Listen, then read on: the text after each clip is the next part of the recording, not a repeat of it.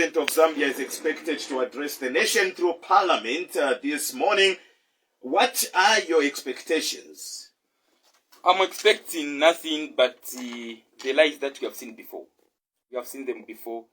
But again, it is so unhealthy when you are discussing issues like on Unza Radio, then someone comes up and say, I am political. Let us begin discussing issues which are affecting the people of Zambia. No, but it's not an insult if you are politicking. My brother, you are politicking. It's my chance. It's my chance. Let me talk. I respected you when you are talking. So give me a chance as well. You're free. So now, when you talk about the issue of politicking, according to him, the issues I'm raising are not benefiting the people of Zambia. According to him, when I say the prices need to reduce in order for the people of Zambia to be surviving, he is calling that politicking. What kind of a society is this? Apart from that, he has said prices are reducing. Yes.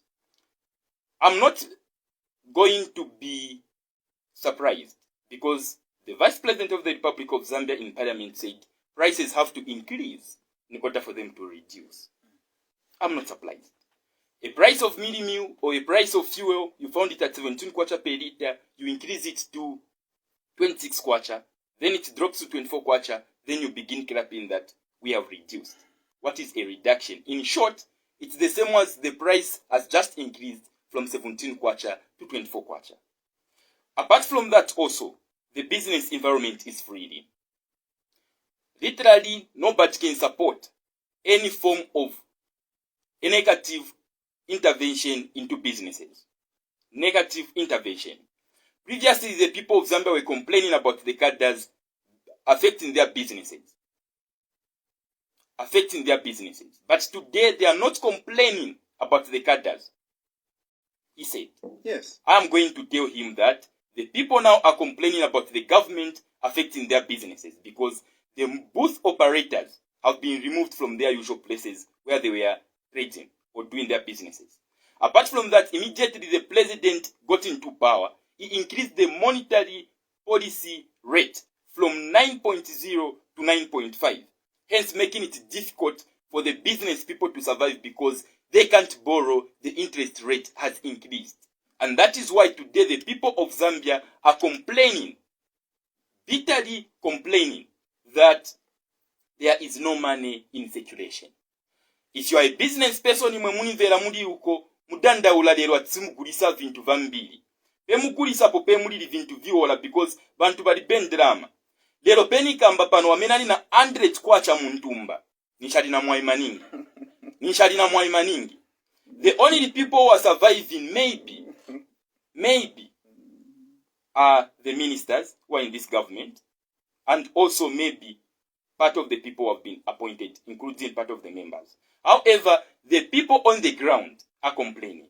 Today when I was coming, I met a certain woman who was saying, look, I've not eaten anything since Wednesday. My only form of survival is I've been moving up and down with my children. The person had 2 kids. Then I said, how are you surviving? Then the person said, it's a struggle here. The people are really suffering.